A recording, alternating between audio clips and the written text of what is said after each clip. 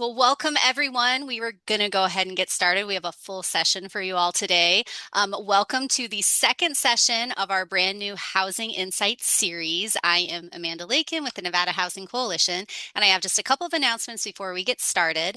The first one is next Wednesday, June 24th, will be our June Lunch and Learn, and we will be celebrating National Home Ownership Month with Nevada Rural Housing, Nevada Housing Division, and Guild Mortgage.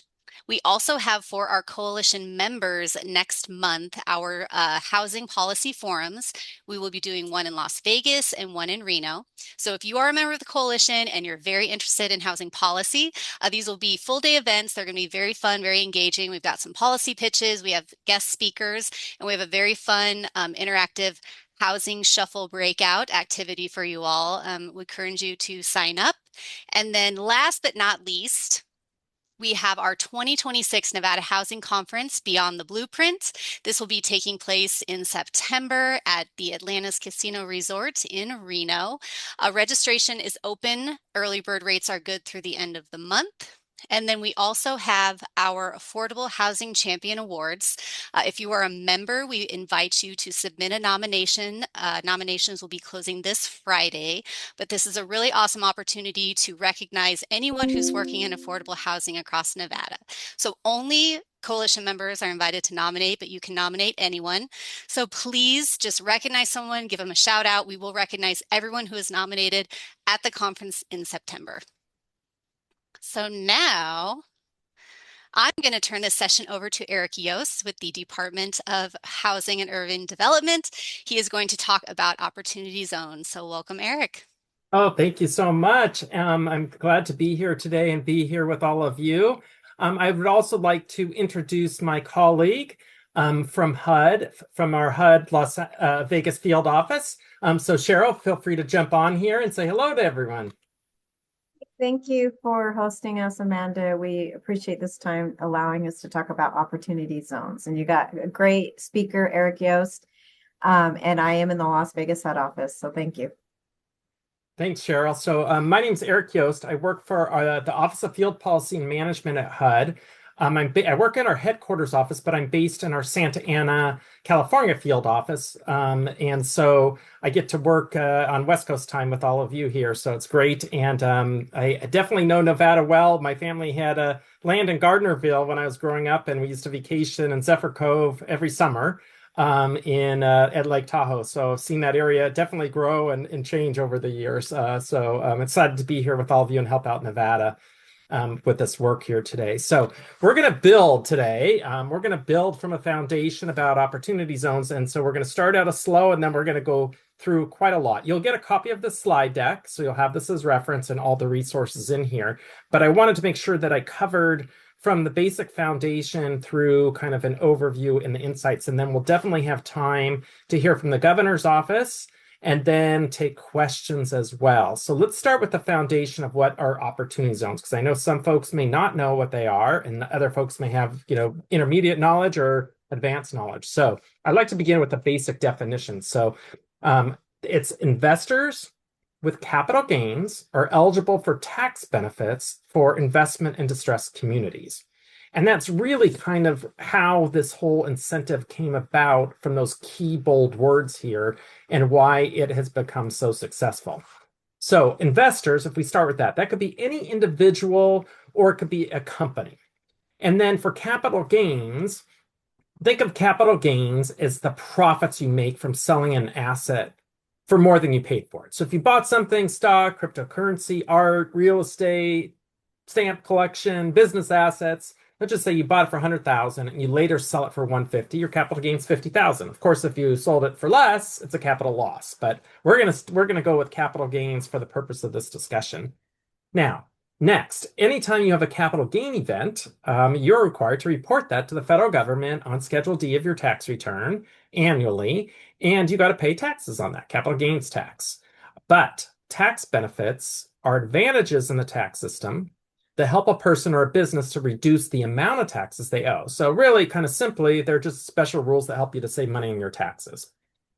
Next, so let's talk a little bit about the history of opportunity zones. It was created in the 2017 Tax Cut and Jobs Act. Although it was a standalone bill before then, and it was in kind of discussion as a bipartisan, bicameral bill, but it got kind of built into the Tax Cut and Jobs Act. It's really designed to encourage this long-term private investment. And this was done through the distressed communities that were chosen, known as census tracts. And those were where the activity is focused for investors. That original program, and I'll go into more details, was then a temporary program. So think about like a pilot program almost. And a lot of the benefits were date certain in that pilot program. They weren't rolling dates, they were all kind of specific dates. So as we saw the success of the tax incentive program, it was then supported through the One Big Beautiful Bill in 2025, and it was made permanent to the tax code. So in a very short period of time, a temporary tax incentive program became permanent. What this is going to require now is a new 10-year round of designated census tracts, but there'll be a 2-year overlap for most of the census tracts. So you'll have new census tracts designated this year, but they'll go into effect in January of 2027. But you'll have your existing census tracts that'll still be there through 28. There could be some overlap there for 2 years. Some may have them and some may not. But Puerto Rico's different. They're on a different time scale. They end in 2027. Another thing that got changed with the One Big Beautiful Bill is it provided some additional incentives that were added for rural communities because it was saw that while a lot of rural census tracts were designated, they just weren't getting the same level of investment as some of our suburban and urban markets because of a few key things that were needed to further incentivize investors. So some new benefits added, which I'll share with you. So right now we have 8,764 Opportunity Zone census tracts in all 50 states, DC, and the 5 U.S. territories. There are 61 designated in the state of Nevada. So what are some of the key accomplishments we know to date? A lot of the data we have is a bit lagged. So it's a little time delayed by not just a year, but 3, 4 years because of the way that it takes to get tax data. But we know that over 1 million people have been lifted out of poverty because of opportunity zones. We know that over 100 billion has been invested in communities, and we think that number is probably double that, or getting close to double that at this point. And that has then created the largest economic development program in the history of the United States. Not a lot of people thought it would be. I was a big proponent knowing it would be. So I'm going to go with that I was in the positive category, but it's far exceeded what people initially anticipated the investments would be. We also know over 400,000 housing units have been built because of this. We saw flatline, no housing units built, not any incentives for people to build. This incentive alone has created 400,000 units, but for the incentive. Of those 8,000 plus census tracts, 65% of them have had at least one investment. So a pretty big footprint and a pretty quick time to have investment. Some have seen more, some are smaller than others. We've also seen some alignment of federal, state, and local grants and programs to these designated census tracts. And that could be to anticipate investment coming in. It could be to pair up with investors, or it could be just planning for the whole process post-investment to align even additional resources to revitalize and enhance these communities. As a result of the incentive, thousands of qualified opportunity funds, which is the vehicle that people use to invest their money into, have been created. Thousands. And with each one of those, there's been thousands of projects that have received funding. And I'll share more about that as well in a moment. So what are the type of investments that can be made with the Qualified Opportunity Fund? So there are basically two categories: real estate built environment and operating businesses. But think of it as like a new real estate development from the ground up in an OZ, or starting a business ground up from in an opportunity zone and serving residents and community members and businesses. Or you're going to revitalize existing buildings or substantially improve, which you'll hear about in a moment here, or you're going to expand an existing business and grow it in that area. So those are kind of the key focus areas of opportunity zone investment. Where does this occur and what type of developments? Basically, look out your window and it's anything you see in the built environment. So everything from housing to commercial real estate and industrial office buildings, The medical related buildings, hospitals, medical offices, medical industrial facilities, manufacturing and industrial, all types of manufacturing and industrial buildings. We've seen data centers and the digital infrastructure facilities, and then schools, recreational facilities, hospitality business, just a lot of other things in the built environment. Since we're housing folks here today, in the housing arena, you see both single family development, although not as much, but a lot of multifamily development. And in multifamily development that's getting qualified opportunity funds, we see it supporting those that are building housing for the homeless, building affordable housing, and building lots of workforce housing and market rate housing, mixed income housing, mixed use housing. For single family, it tends to be more the build to rent models that work the best for OZs. But there are some other models, but that's kind of the main model for the single family development.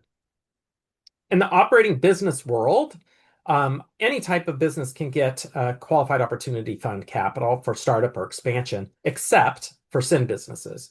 So there's a list off to the right here, but it's what we commonly in the tax code refer to as sin businesses. I wish we had a different name for it, but I enjoy some of those myself. So, so I'm not so sure they should be called that. Okay, next. We're going to talk about the process for how this works. So investors, you, me, companies, we can get tax benefits, as I shared, for making a timely investment into a qualified opportunity fund, and that fund invests into a qualified opportunity zone property. So basically, our cash or equity or capital is put to work for community development for any real estate or a business through this process. So let's talk and use an example. Let's use an example of I personally have a stock and I sold it, and I'm going to now have to realize I can either choose to not sell it so I don't have to pay capital gains, but I'm like, oh, but maybe this investment won't go up anymore, or it might go down, so I better sell it. But let's say I sell a stock and I have a capital gain. I then invest it in a qualified opportunity fund, and those funds, there's either existing ones or you can create your own or work with someone to create one. You basically self-certify to create them. There's no approval process to do so. Then you have a period, you have 180 days to take your capital gain and invest it in a fund. You can't go beyond that period. So there's a little other restrictions around that, but that's basically 180 days. Then when your money's in that fund, it then gets deployed into the community. You have a period then of when it's deployed to a building or a business of basically that they call it the working capital safe harbor period of like building a building, and you have like 31 months to build that building or to rehab that building.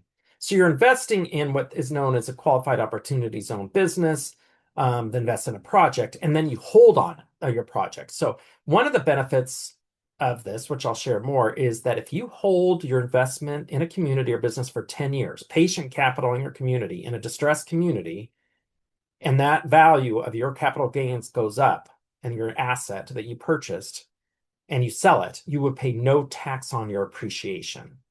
You still have to pay capital gains tax on your original capital gains, but any appreciation you do not have to do so. You also have some depreciation benefits, which I'll share with you in a minute. So you have a couple of key things that are happening here, which I'll give you another example to give you some numeric examples.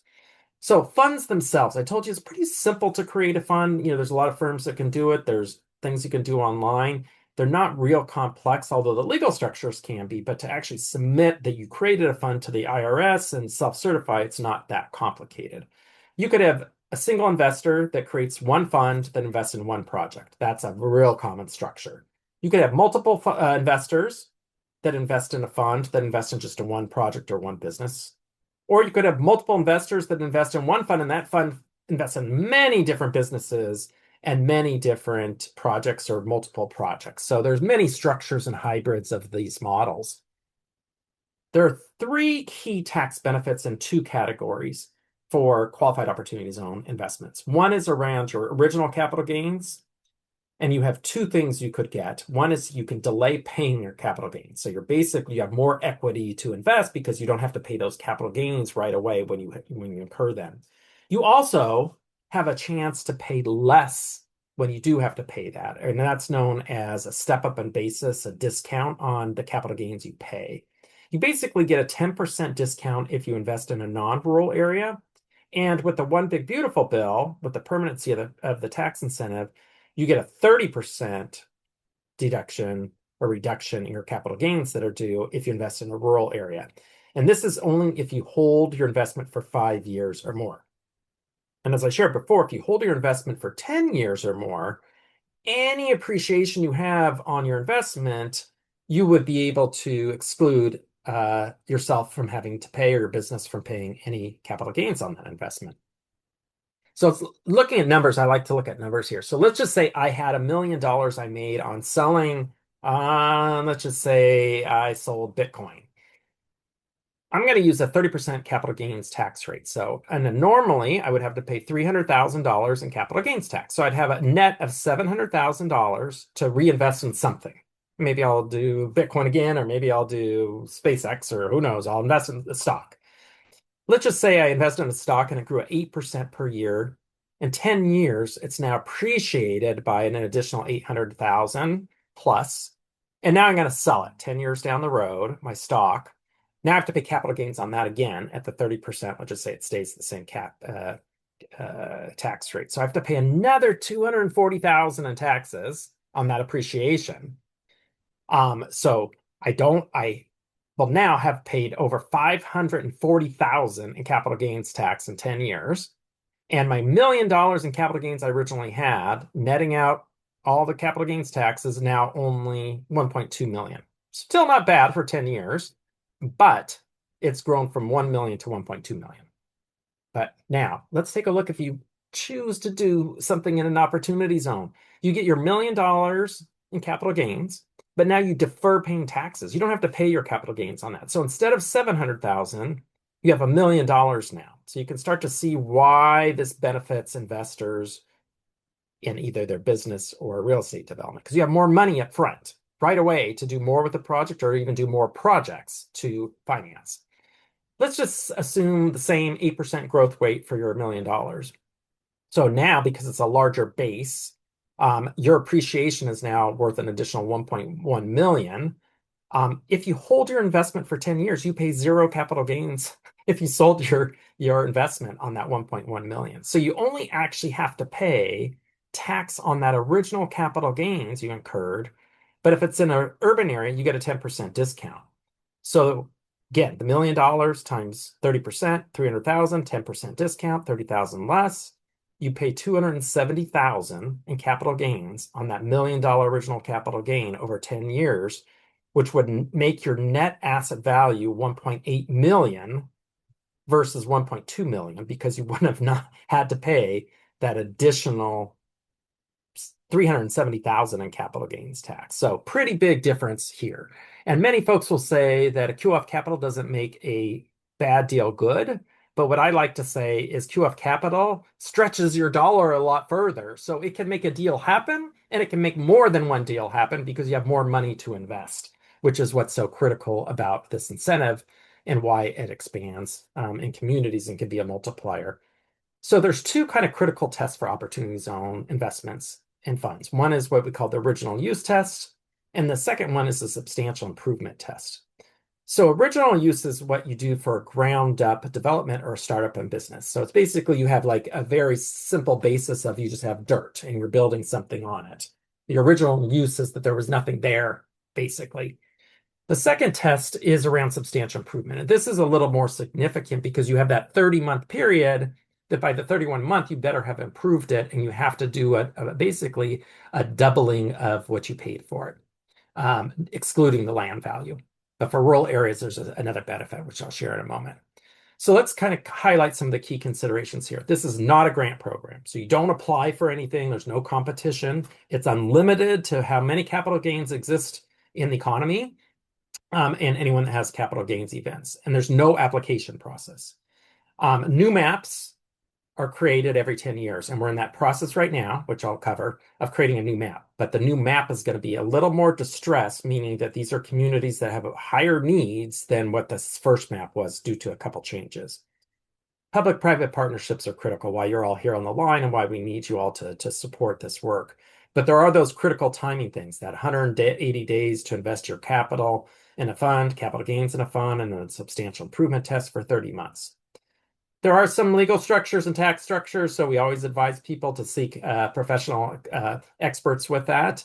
And there are some reporting requirements now through just tax return forms, but there will be enhanced reporting that is part of the permanency of this program. It's not onerous like low-income housing tax credits or new market tax credits, but there will be some additional reporting, which we all want because we want to know how this program is working. We don't have much data because the original law, due to some procedural moves, wasn't able to collect data. So let's take a look at what we do know for the data. I told you that about 100 billion is data we have from 4 or 5 years ago. Novogradac is a firm highly engaged with opportunity zones, and they ask people to self-report funds to them. And they get a lot of funds that are raising capital or they want people to know about them. But if I'm like an individual and I created my own fund, I don't want people to know I did my fund, I invested in my own project, I'm not going to probably report it to Novogradac. But they track them and you can see how much it has been invested over time, continues to grow. I bet you this will spike up significantly in 2027 with the new benefits for OZs. But they're tracking about 43 billion in investment, which is anywhere from 25 to 35% of the market, and they track about 2,200 funds. Interestingly, they also get some data on the size of the funds. You can see from this chart here that a substantial majority of the funds are actually real small, less than 10 million, but there's some huge ones, over $1 billion. A couple funds they track that are in that category, but there's a pretty mix here. But single asset QOFs, that means the fund is investing only in one project or one business, is about 75% of the funds they track. In addition, these super QOFs, which they're creating, they have multiple assets and more than $1 million in equity they're trying to invest or have invested. They're 60% of the funds that Novogradac tracks. Let's take a look at some of their plan. So when investors report their funds and report to Novogradac, Novogradac ranks them. And you can see Nevada is the 16th out of all our 50 states, territories, and DC for planned investment and qualified opportunity fund investors that have reported. They also rank the top 50 cities, and you can see Vegas is 17th on the list of all the cities in the United States. So Nevada is very attractive to QOF investors. Additionally, they track by categories, typologies almost, you could say, for how the money goes. And you can see residential is the biggest beneficiary of QF capital, which is fantastic because it's one of the highest needs we have in our nation. And it's not surprising because you all in the housing industry are very adept at leveraging various grants and programs and blending and braiding and sequencing all types of funding sources. And you can see here, there's residential only buildings plus some that might have commercial components. The commercial and industrial industry is next, hospitality, the renewables. And while operating businesses can get money, they tend to be smaller amounts because they're startups. And so those numbers there are definitely smaller for operating businesses that get funding. Again, self-reported data in Novogradac. Here's a breakdown by the housing type. So I think this might be interesting for all you housing folks. You can see that multifamily is the biggest. And again, as I mentioned to you, affordable housing, single family housing, mixed use, workforce housing, also student housing, senior housing, but all types of housing have received QF investment or are planned to get investment, and they're raising capital for it. And then you can see some of the more basic typologies for the commercial real estate marketplace. I'm going to give you a couple examples here in the state of Nevada of QF investments. I'm not going to read all these, but I want to give you some. So we got Park Haven or Symphony Park in Las Vegas, 29.4 million of QF equity, which was a joint venture project for a ground up development of 290 units. Another one in Symphony Park as well. Was a 324 unit apartment project. And this was with GTIS Qualified Opportunity Zone Fund 1. And it's a big part of their strategy for doing residential housing of the fund. And what you can see here was represented by a comment made by the fund. Meadows Lane, that the Apex in Las Vegas, the QF confirmed that they explicitly listed that that was one of their projects in Cantor Silverstein Opportunity Zone Fund.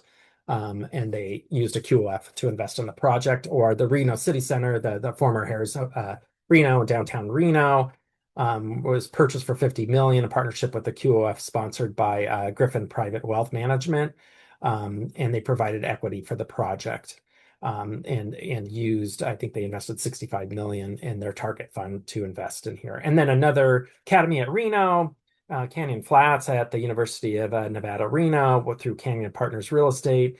They invested 36.2 million in a QF equity and 755 bed student housing development at the University of Nevada, Reno. It was a joint venture project. So just some examples here of different types of housing across the state that have received QF capital.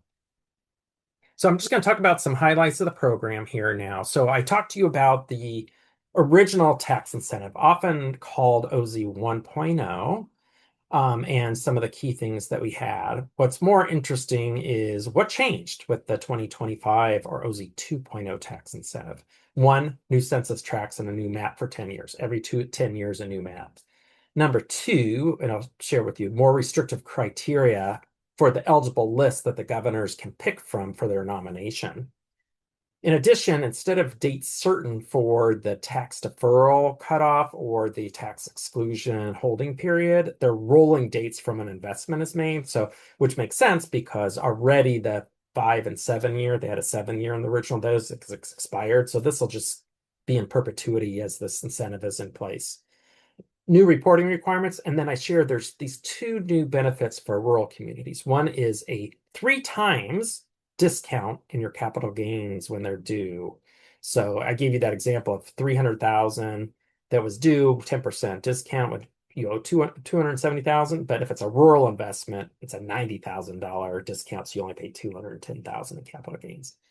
The other one is if you invest in a rural community, instead of having to double the value of a property if you're substantially improving it, you only have to have the improvement. So let's say I purchased a building for $1 million and I'm going to rehab it and change its use.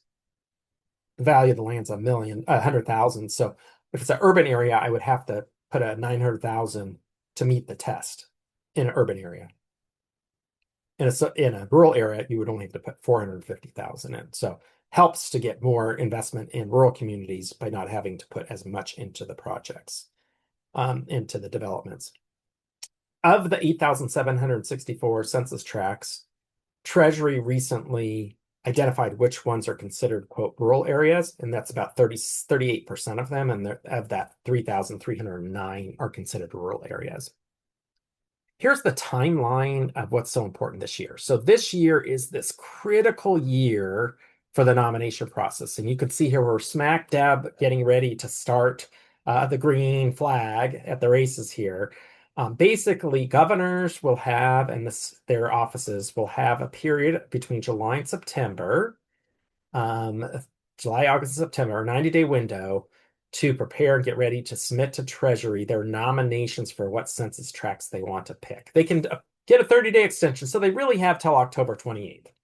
And then Treasury has basically till the end of the year to make the announcement of which census tracts are certified and designated as opportunity zones for the next 10 years. So critical period right now. Governor's office is working on things. They listed the criteria here in a notice. And I'm just going to share with you, there is a minimum of 25 per state, but that doesn't apply to Nevada. What's more important is the criteria. So it's a census data, median family income of less than or equal to 70%. So if it meets that requirement, it's eligible to be nominated. Or the poverty rate has to be greater than or equal to 20%, and the median family income has to be less than or equal to 125%. In the original tax incentive, that was 80%. And there was also this like low income, if it was contiguous to a low income, that could be nominated. That's gone. That you can't do that anymore. So it has to be one of these two that makes something eligible, although there is an option with this notice to nominate off-list census tracts, which are ones that don't meet that data, but you can have a really good explanation and analysis to why And there are some that meet that case, and others will definitely not. HUD has a website, and on our website, we compare this OZ1 and OZ2. You might see these in other websites as well, but we break it down by a lot of categories, and then we have answered a lot of just more common questions about the program and how it works.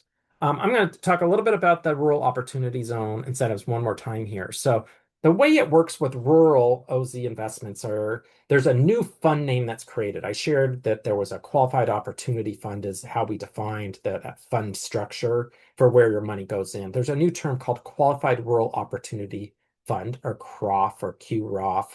But basically, if you want to invest in a rural area, you have to invest in something called a QROF, and 90% of that QROF or CROF has to invest in a rural area. So they have to be carefully structured and timed to how they're doing it, because in order to get those key benefits, you have to have a QROF to do that. The rural areas were used a very unique definition. There are lots of definitions of rural areas, but they use basically an exclusionary definition is what Congress came up with, is basically a city or town that has a population of 50,000 or more, or an urbanized area that's next to that. It's anything other than that. Very weird definition for rural. It's used in one of the USDA rural development programs, but that's the definition that was provided, and hence what Treasury had to use with USDA and HUD to pick the list of which current census tracts are considered rural, and then which of the eligible census tracts would be defined as rural. This just covers the differences between the existing program and the newer program. This is also on the HUD website.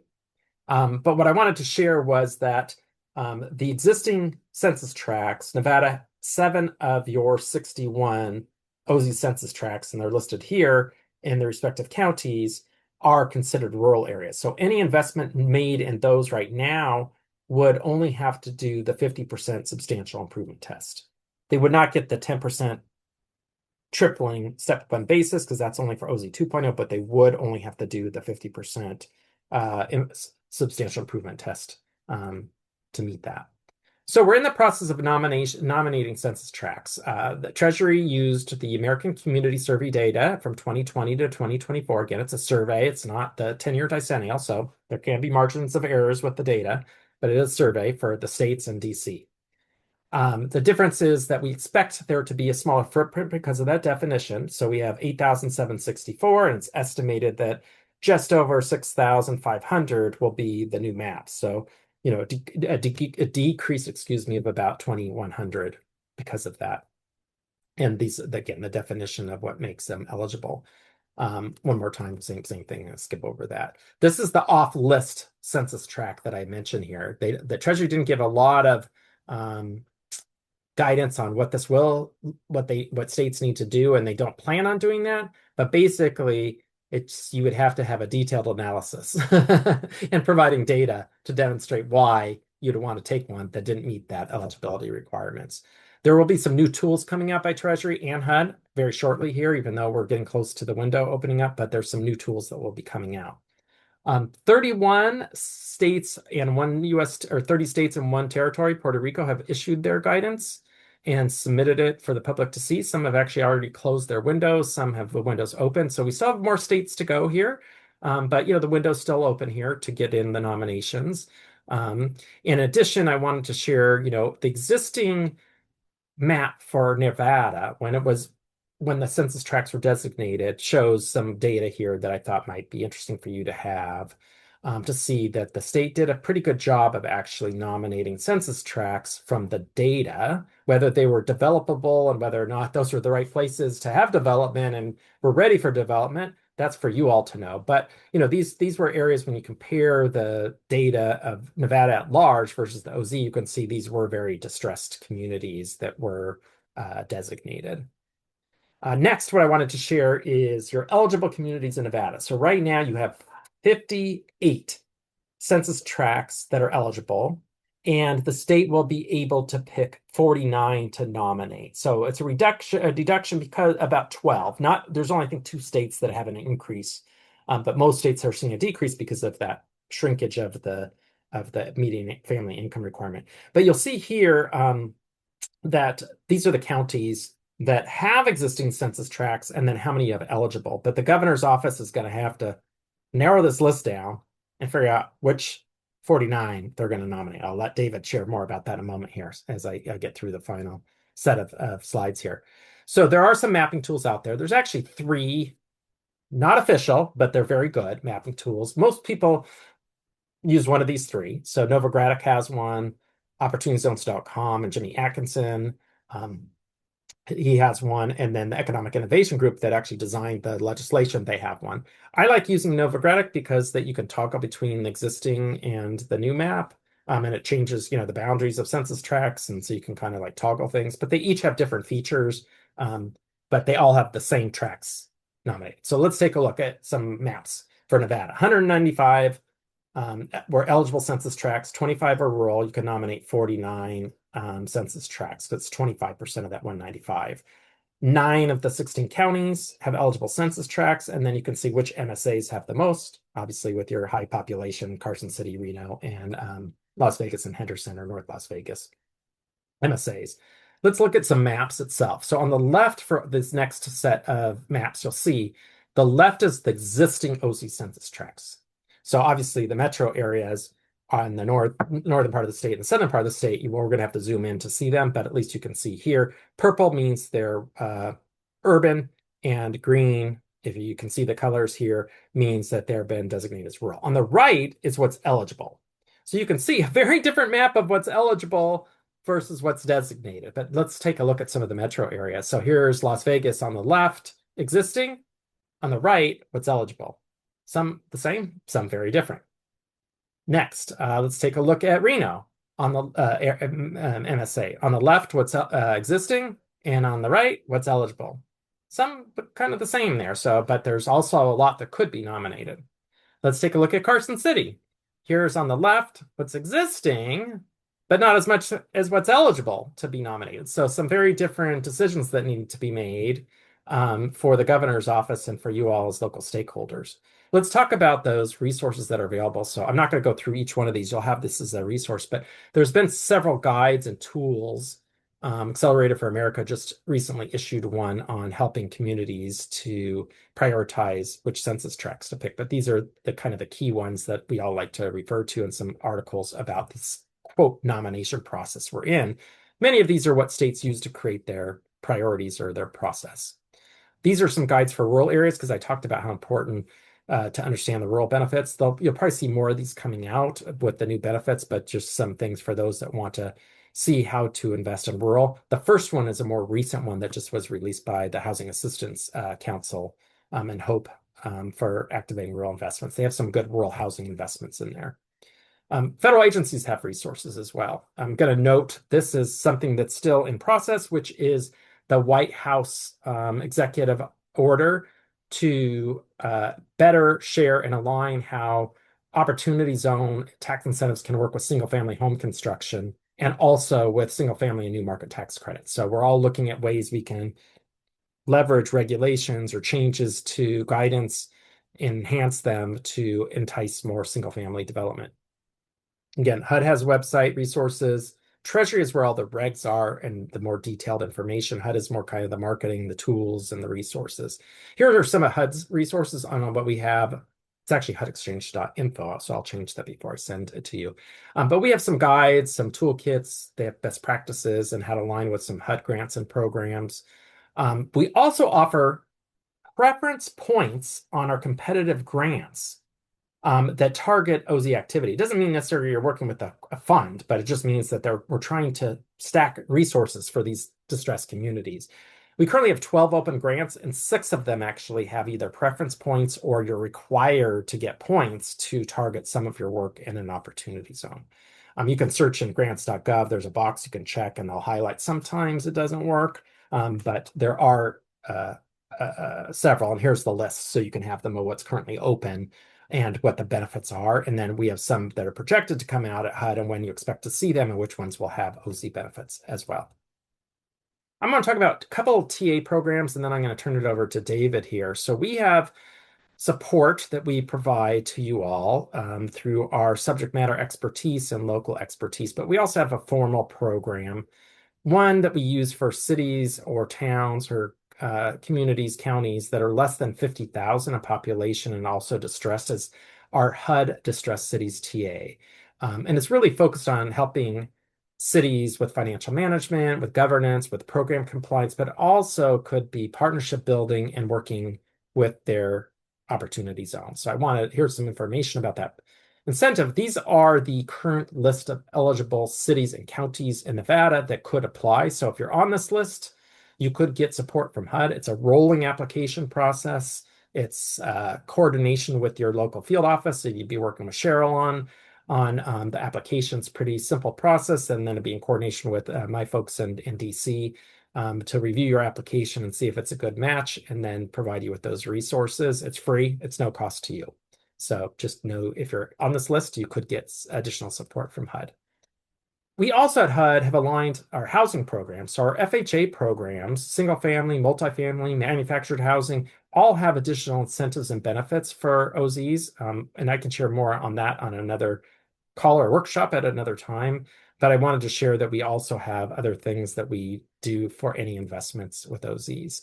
In addition, just last month on May 11th, our Office of Community Planning and Development issued a notice on aligning our CPD grants. So think of like home, community development block grant, CDBG, our Section 108 program, our housing trust fund, CDBG, disaster recovery, community project funding grants or earmarks. But this guidance tells you how to leverage them for doing work with OZs and how they can pair up with OZs. So it's a newer document that we just issued. It's for guidance. It's not required, but it can give you some more insights, especially folks that work in housing with some of our grant programs. I shared some examples of investments in Nevada. Oh, I don't know why this turned out like here, so I'm going to skip over this because I had a couple more. But what should you guys be doing right now? So let's go to this, and then I'll turn it over to David, and we'll take questions. So right now, you want to be advocating to David in the governor's office for your nominations. So you want to be looking at asset mapping, looking at your project prioritization, looking at regional and local planning documents and how they align, especially housing plans and needs assessments for housing and creating those to OZs, and looking at vacant land or underutilized land to develop, and how you're going to coordinate for any private capital attraction, even for existing OZs, because you still have another 2 years, but especially for the new OZ census tracts that are designated, or even for the new benefits. And that's so you can figure out how to either leverage existing funds that want to invest in Nevada or those that want to create them.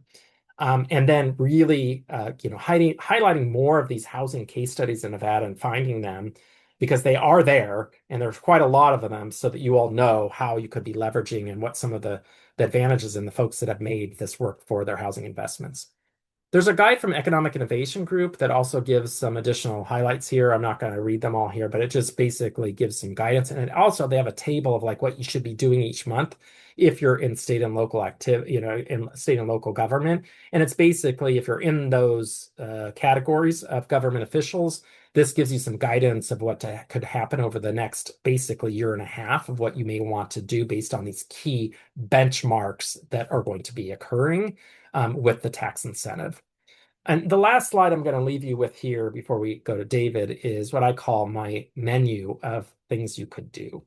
This was actually in the National Housing Crisis Task Force State and Local Housing Action Plan. So I give kudos to their Chapter 15, which was a case study on the Opportunity Zone Industry and Coalition in Alabama that's just done an amazing job.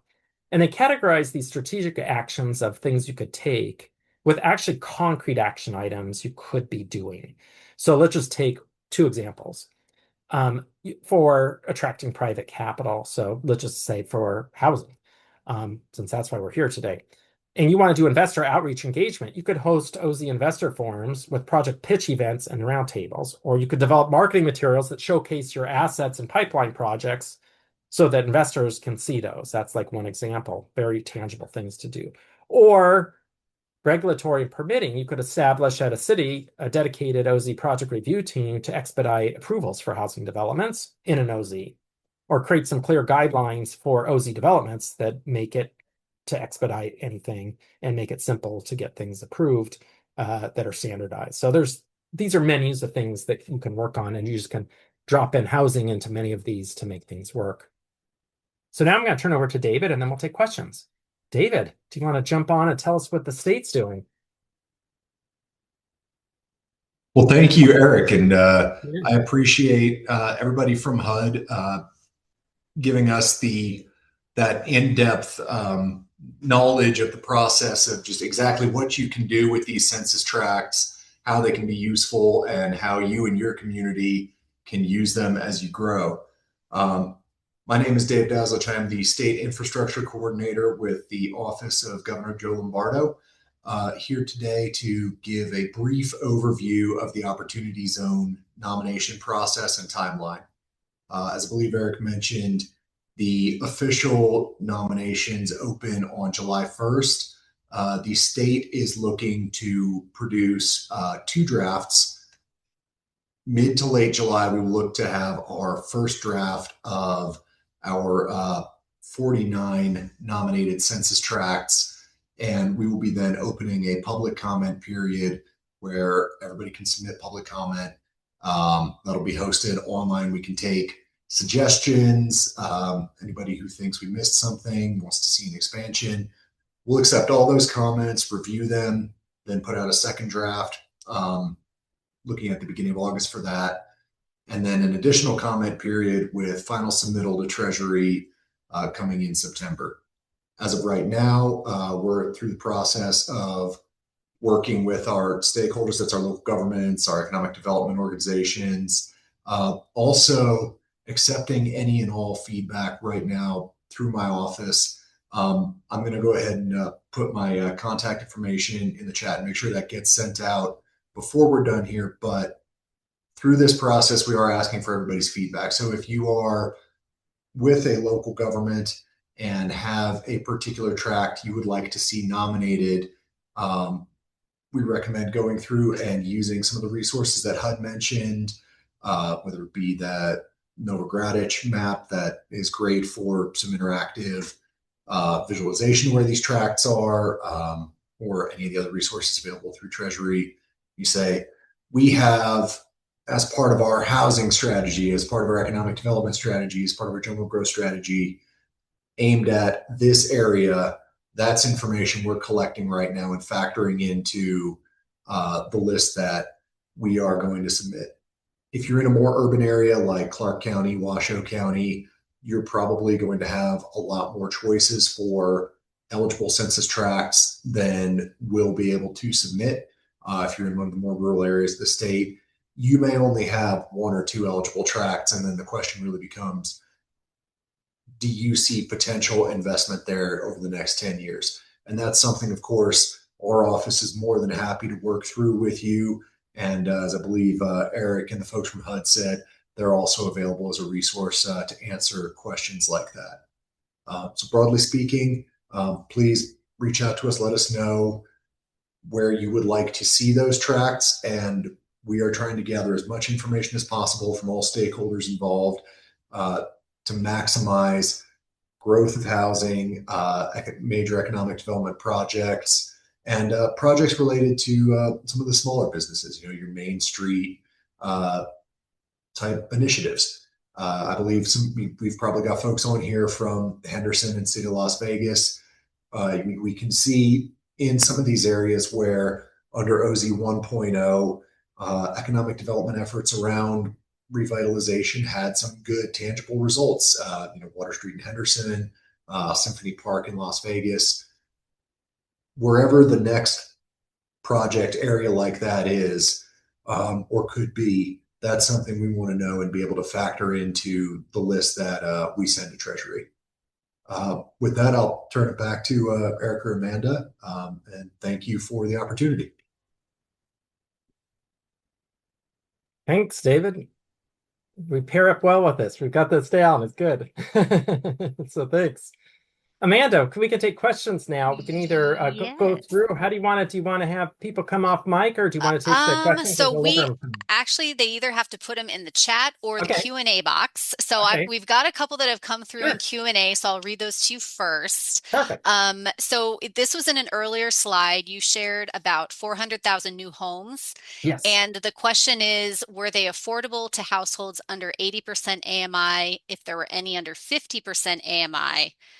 and whether they were single or multifamily. Yeah, that's a good question. So we used, I'm not sure we know that data, although I could look at the report. So what the data that was used was the US HUD, US Postal Service aggregated data, and the Economic Innovation Group is the one, and their researchers did the analysis.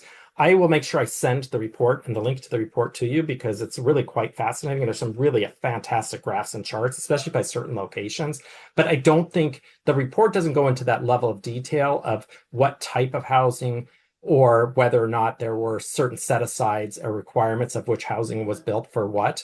But we do know they were built in the census tracts that are OZs, and the census tracts obviously had AMIs. That doesn't mean that they were affordable, but it also doesn't mean that they're not. But I do know that there are housing units, and it's just a unit is considered a housing unit. So it could be an apartment unit or a single family.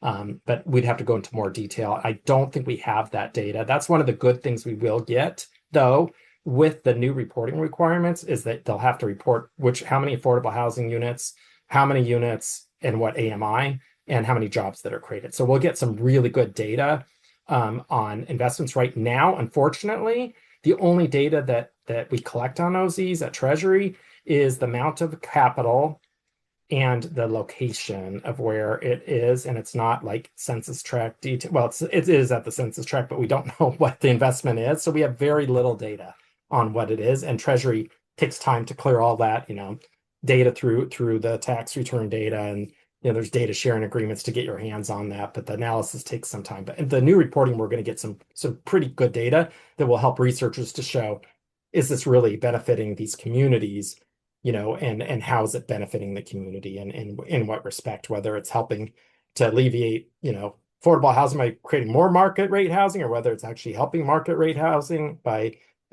building more affordable, and so people can stay in the community, and we don't see any gentrification with displacement. So we'll have a lot more research we'll be able to do.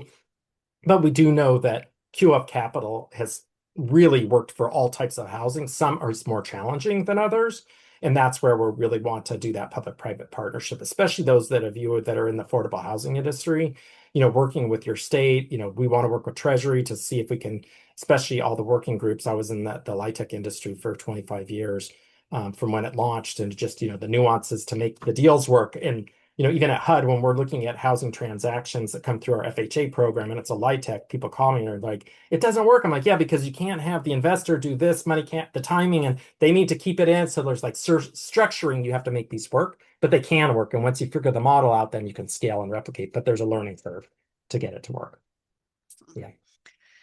So for the next one, they say for building new affordable homes, can you compare LIHTC, HUD funds, and OZs? Yeah, great. Yeah, I'll just make it real simple. In fact, I can send a quick chart because I actually have a chart. So think of LIHTC is another tax incentive program, but it's capped, right? And it's a long application process. And for the most part, it's competitive. And it's very onerous, a lot of reporting requirements, a lot of compliance requirements, and just it's a paper tax driven. But there's a cap on it. OZ's no cap. So there's no cap. I mean, I sound like a young kid here, no cap. But there's no cap on it. And there's very little reporting requirements. And it's a lot, you can use it for all types of community economic development, which is the beauty of it. And so you've got single investors and multi-investors, but you could have, a LIHTC investment with a QF investment in the capital stack.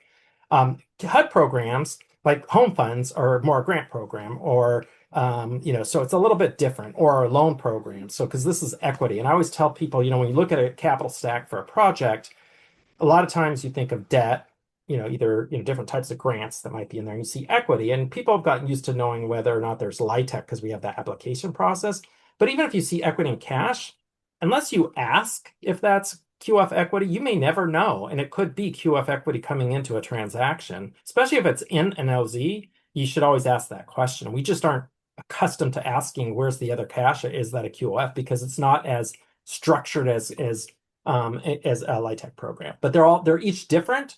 But think of QF capital as the simplest, quickest, most flexible. Yeah. So next is once the funds are invested in the QOF, can they be loans or are they expected to be grants, or where only proceeds or profits are pulled out? Yeah, so it's equity. So it's not a grant.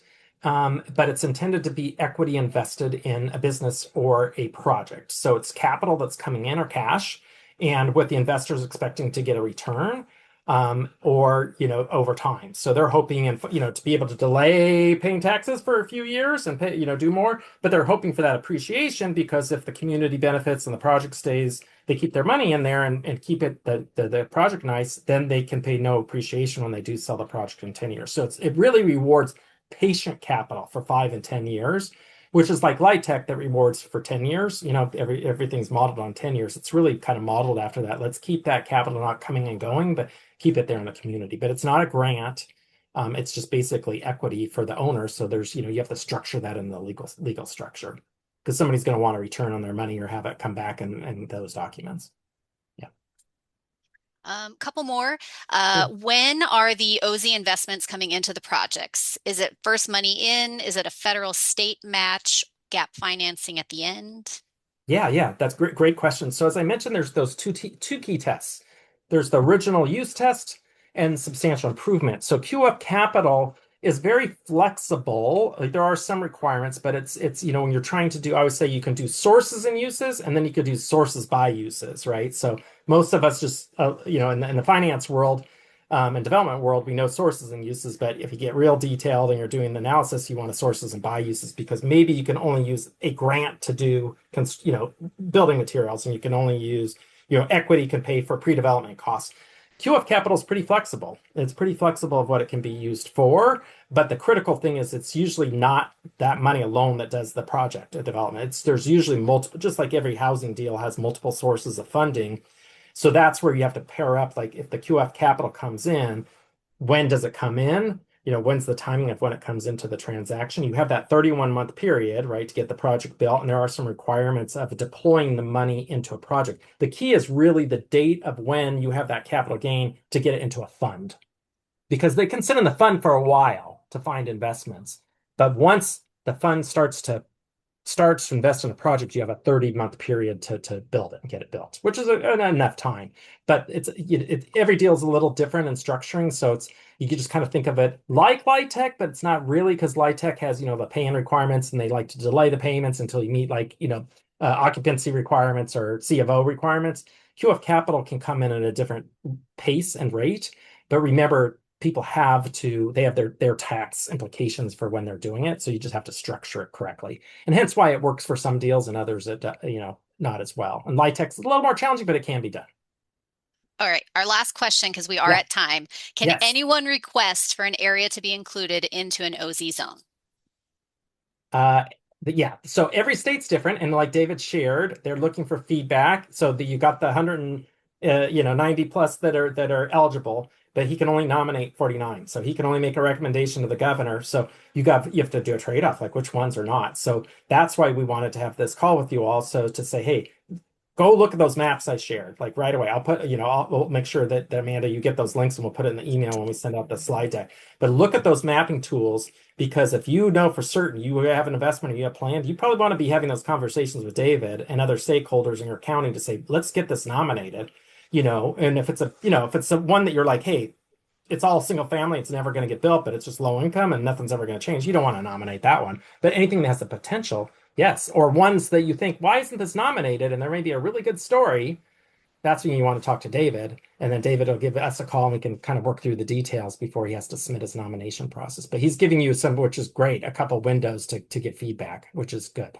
So it's well thought out what he's doing.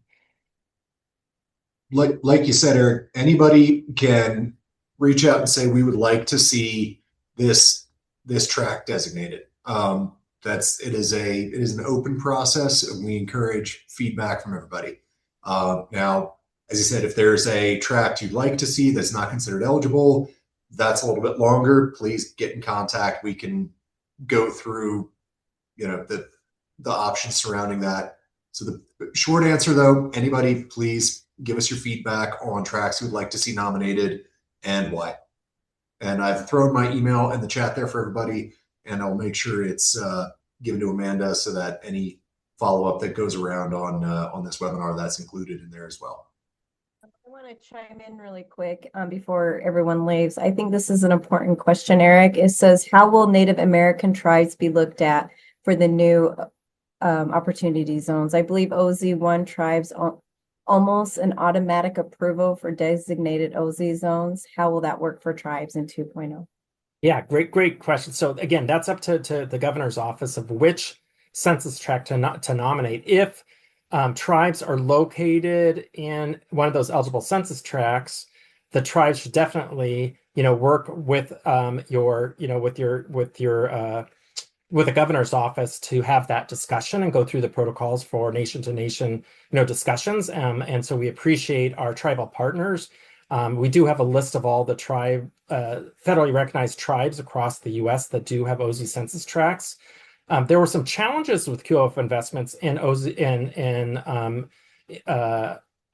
federally recognized tribes, but the Treasury made some changes to some of the regs that will help support that. And there have been some amazing examples of QF investments on tribal land. So again, that's a conversation to have with David, saying, hey, this census tract covers part of our tribe, or it's our whole tribe's in the census tract. We want to get it nominated.